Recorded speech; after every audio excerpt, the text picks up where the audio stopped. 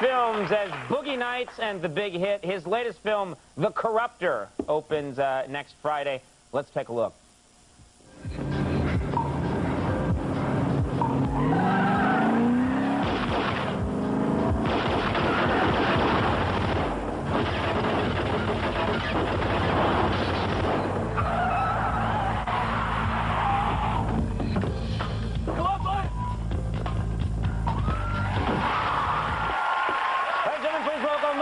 Wahlberg.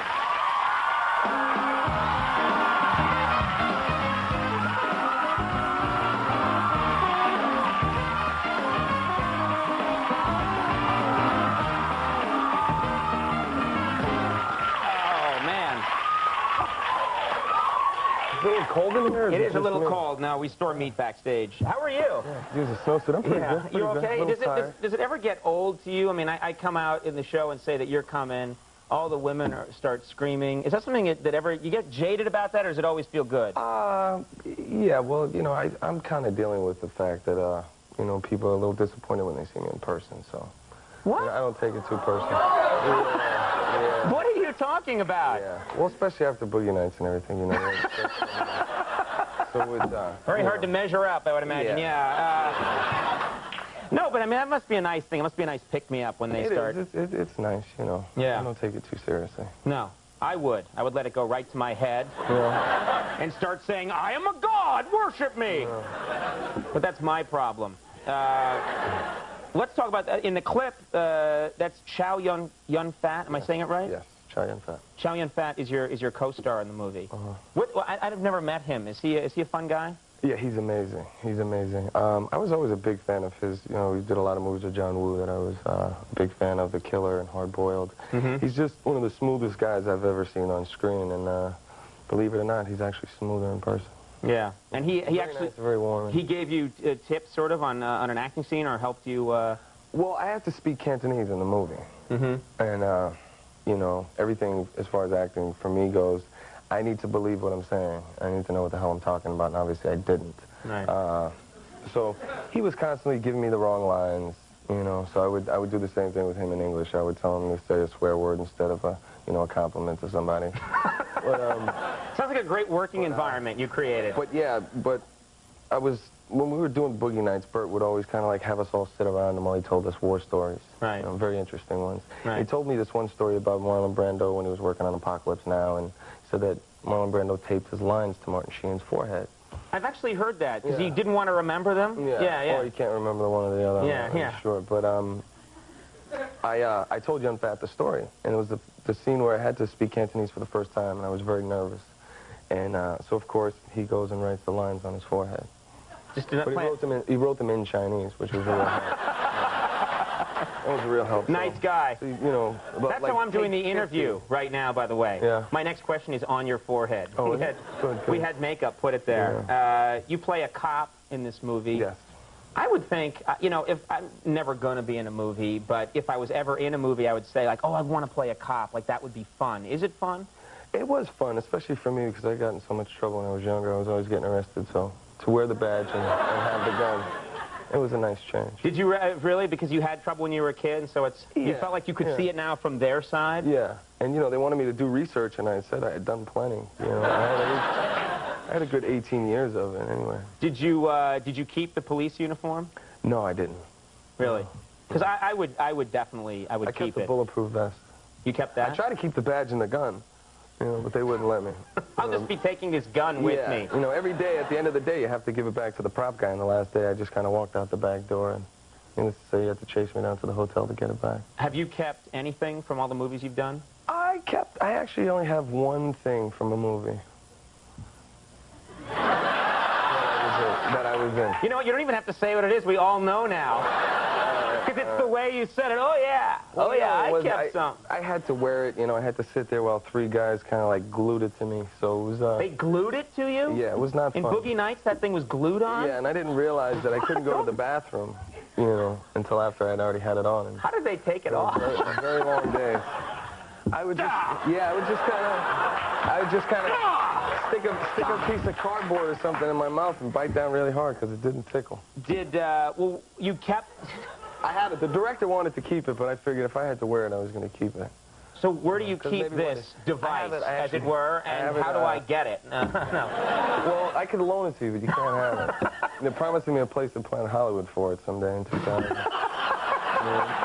it up there. What kind of Planet Hollywood is going to put that up on the wall? Hey, it's 1999, man. I love that. But yeah. I have it in my safe at home. Safe. Yeah, just keep it nice and safe. Good, yeah, you want to protect that. Have to. I love that we never actually had to say what it was. Yeah, we'll just chyron at the bottom of the screen what it was. This film was shot in Chinatown, and pretty much entirely, which would be, I think, a great sort of ambiance. Very cool to shoot there. Yeah. It almost didn't happen in Chinatown, though, because Young Fat is so popular that, you know, there were a lot of problems with him coming there. And, I mean, they literally had, like, hundreds of security guards running around and securing areas. There were thousands and thousands of people out there every day. So he was more, in Chinatown, he's more popular than you? Yes. Yes. Believe it or not. Yeah. What kind of attention were you getting? Were you getting mobbed at all? I wasn't getting any attention, and normally I don't like the attention, especially when I'm working, because I'm so focused on set. But I come out of my trailer and I see all these people, and my ego was a little crushed, you know? Right. I started asking people if they saw Boogie Nights and stuff, and they were not interested. They just wanted to know about Young Fat. You've got such a healthy ego for someone who's been so successful. People are disappointed to see me in person, and whatever. Hey. I'll just try and get through life the best I can. Expect the worst. Just, you know, you hope for the best and expect the worst. I was a little surprised to find out that you do impressions. And you're supposed sometimes you do impressions, like if you meet someone and they've got a certain way of being. Yeah, they got a certain thing to them that I like. You know. You just work but with... if I imitate them, they don't necessarily think that I like that about them. Which oh, really? Well, they think you're probably making fun of them. Yeah, but, you know, it's a compliment. Well, you just did a movie with George Clooney, and I understand you studied George Clooney a little bit? Well, I'm working with him for 4 months, so, you know, I'm just kind of... He's there in my face every day anyway, so it's not like I had to study him. Can you give us a little Clooney, or enlighten us? What is it about Clooney that... You know, well, George is just a great guy. He's just such a pranker, you know what I mean? He really hasn't bothered me that much, only because he knows that I'm really focused. And I'm actually a little bit scared to do the impersonation, only because I have to work with him tomorrow, and it's the last day, and it's a scene where I'm being tortured. So I'm tied to a chair, and George is supposed to save me. Right. If he gets the word that I'm making fun he might not. And, yeah, he might leave me there for a little while. I say go for it. Just do it. Just give us a little. Just a little something. What can he do to you? I need a mirror, because this whole thing, it's just a facial expression. You need a mirror? I got a mirror. Boy. You got to kind of do the walking. This mirror actually has a picture of Conan on it. See him? Yeah, isn't it cool? All right, here we go. It's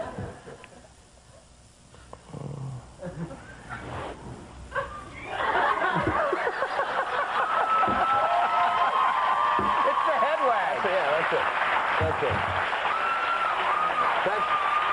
That's the huge surprise I had for everybody. That's actually pretty good, yeah. Like, his thing is that his head isn't really securely attached to his neck. You talk to him about that. People are coming at him from all angles. So. Yeah, well, he's deserved it. Moving. The Corruptor opens next Friday. I'm not sure that's a word, but okay. The one who corrupts, maybe. That's what it means in Chinese. Yeah, in Chinese, in Cantonese. All right, The Corruptor opens next Friday, and it's always fun having you on the show. Thanks for stopping by. Good to have you here. Mark Wahlberg, everybody. Now, folks, Wendy Malick is coming up in just a minute. Wendy Malick will be here.